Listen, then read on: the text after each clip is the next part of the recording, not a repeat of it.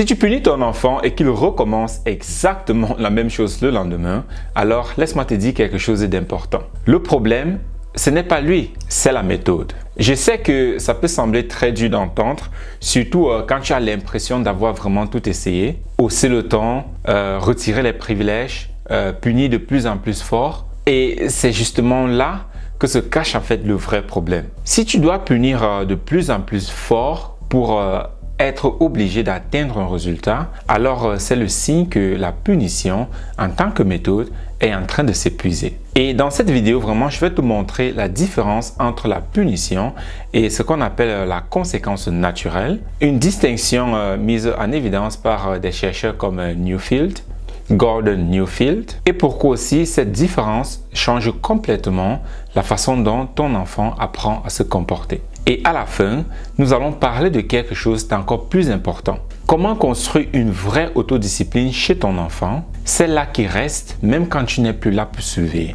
Alors, avant que nous nous plongions dans le vif du sujet, je vais prendre 2 à 3 secondes parce que nous avons remarqué quelque chose, un phénomène de vraiment très étrange. Plus de 70 personnes qui regardent nos vidéos ne sont pas encore abonnées à notre chaîne. Donc, est-ce que je peux te demander un petit service? Vérifie si tu es abonné à la chaîne et si ce n'est pas le cas, prends juste 3 secondes pour le faire. C'est la façon vraiment la plus simple et gratuite d'aider la chaîne à grandir et cela m'aide aussi moi et mon équipe à toujours apporter un contenu conséquent dans tout ce qui concerne le développement et l'éducation des enfants pour toi. Merci vraiment à tous ceux qui prennent le temps pour le faire, je l'apprécie énormément. Alors sans plus tarder, passons à la suite. Alors dans cette première partie, nous allons voir la différence entre la punition et la conséquence. Première partie, punition contre conséquences naturelles. Commençons par bien comprendre la différence parce qu'elle est vraiment plus subtile qu'elle en a l'air et parce que beaucoup de parents pensent déjà appliquer les conséquences naturelles, mais en réalité, ce qu'ils appliquent, c'est la punition déguisée. La punition, c'est une sanction arbitraire. Tu n'as pas rangé tes jouets, tu vas être puni. Il n'y a pas vraiment de lien logique entre la punition et la sanction. C'est une décision vraiment extérieure, imposée et très souvent choisie sur le moment. Et ceci sous le coup de la colère ou bien de l'agacement. Face à cela, l'enfant obéit, mais il obéit par peur de la sanction. Pas parce qu'il a compris quoi que ce soit sur la situation en elle-même. Et le problème avec cela, c'est que la peur, avec le temps, s'épuise. Exactement comme un médicament que l'effet diminue à dose égale. Ce qui faisait peur hier devient tout simplement banal aujourd'hui. Et il faut alors punir plus fort, plus longtemps encore, ou encore retirer quelque chose d'encore plus important à l'enfant pour essayer d'obtenir le même effet. C'est un cercle qui s'aggrave avec le temps, malheureusement pas un cercle qui s'améliore avec le temps.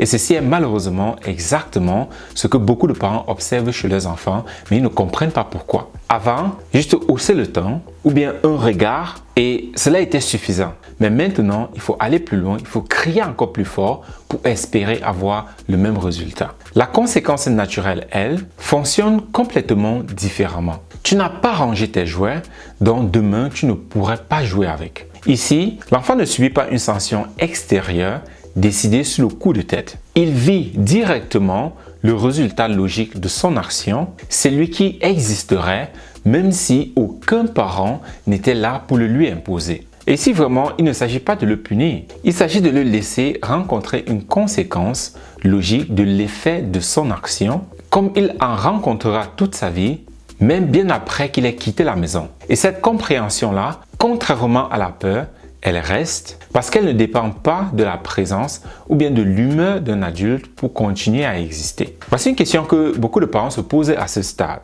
Est-ce que ça veut dire que je ne dois plus jamais sanctionner ou bien punir mon enfant?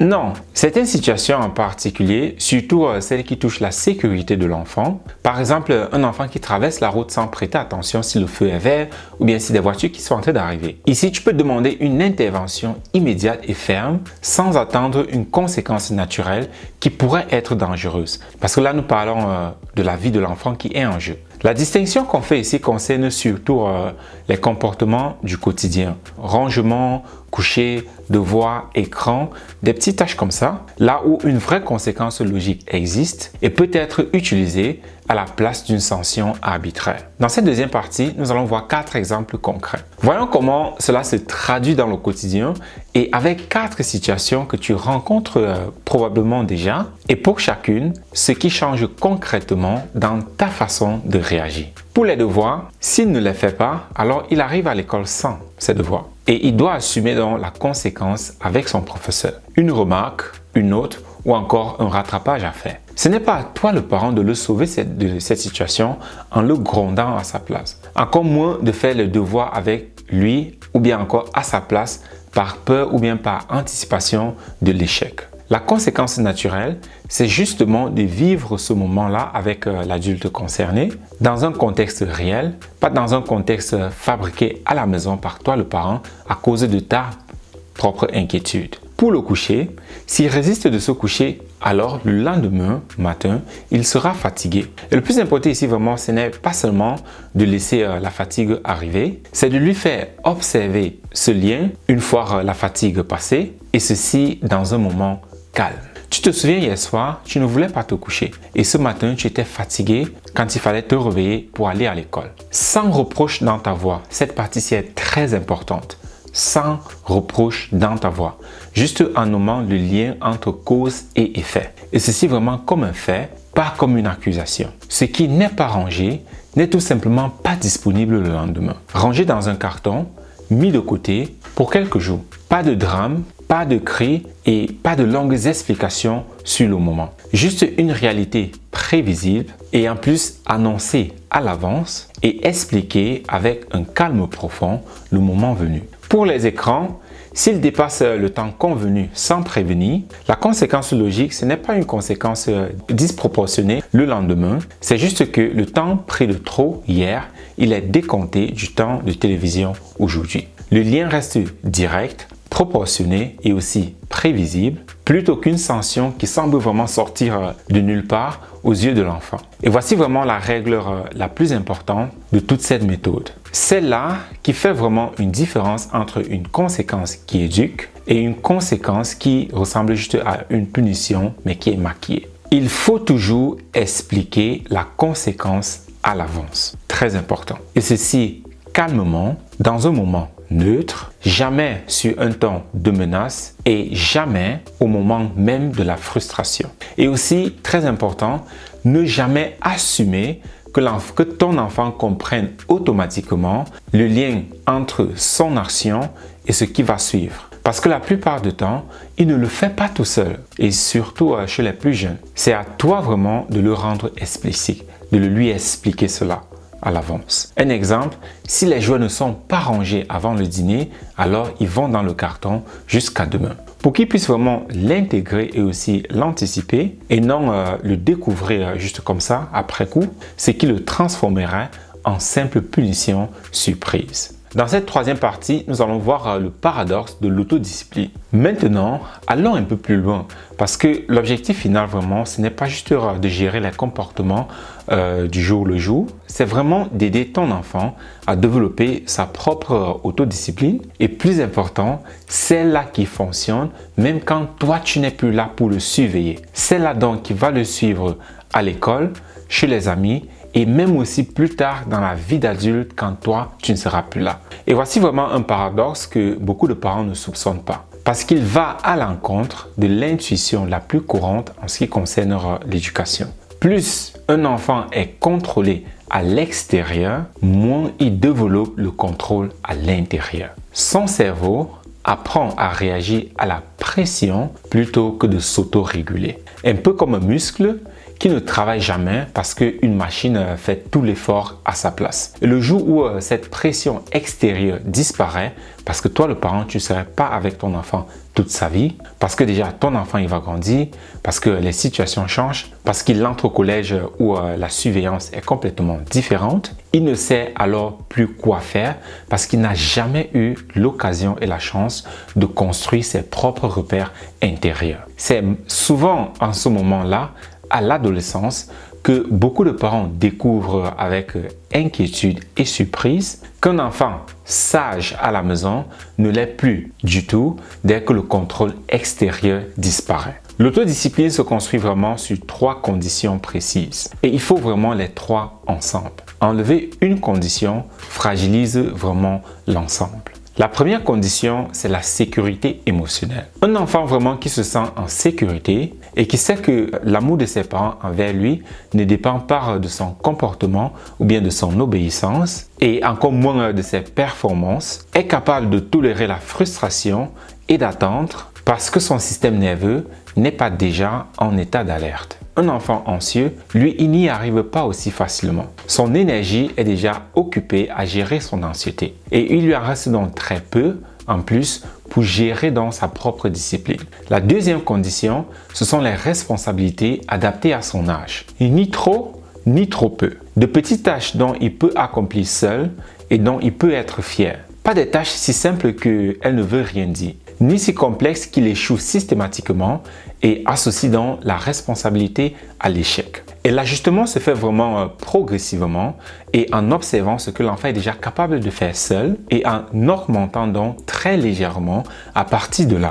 La troisième, c'est la méthode parentale. Elle est sûrement la méthode la plus sous-estimée des 3. Ton enfant t'observe en permanence bien plus qu'il n'écoute tes consignes verbales. Si tu gères tes propres émotions avec calme face à une contrariété, il apprend par imitation directe et gère les siennes de la même façon. Et à l'inverse, si tu cries tout le temps pour obtenir l'obéissance, alors tu lui enseignes, sans le vouloir, que crier est l'outil normal à utiliser pour faire respecter une limite. Un enseignement bien plus puissant que toute forme de discours sur « il ne faut pas crier ». C'est ton comportement, toi, le parent. Alors la partie finale, c'est l'exercice de la semaine. Voici un exercice très simple à mettre en place cette semaine. Donne à ton enfant une responsabilité fixe, la même chaque jour. Préparer son sac d'école, mettre la table, arroser une plante,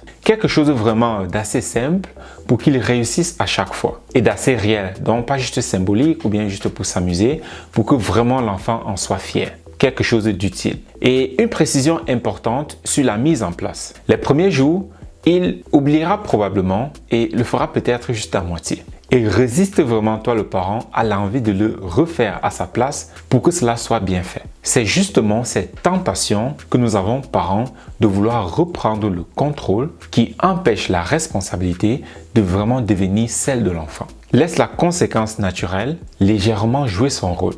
La table mise un peu de travers reste mise. Le sac oublié, on le lui rappelle une fois calmement, sans le faire à sa place la fois suivante. Et féliciter la tentative bien plus que le résultat parfait. Je sais que dans beaucoup de nos familles, il y a une pression particulière autour de l'éducation. L'idée qu'on n'a pas le droit à l'échec, qu'il faut que nos enfants réussissent encore mieux que les autres, et ceci vraiment parfois pour prouver quelque chose au-delà de la simple réussite scolaire.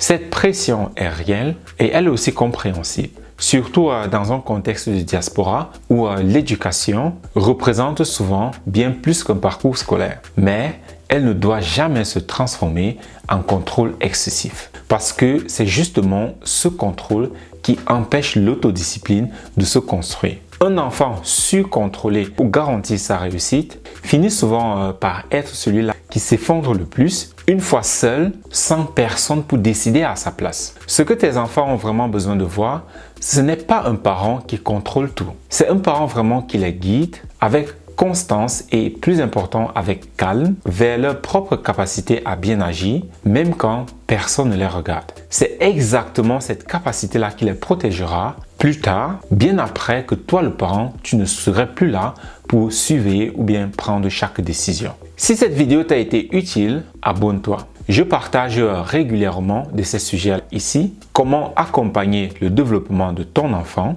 à la fois sur le langage et sur la construction de son caractère, sans jugement et sans recette toute faite. Et dis-moi en commentaire quelle responsabilité tu vas donner à ton enfant cette semaine. Je lis tous les commentaires. À très vite.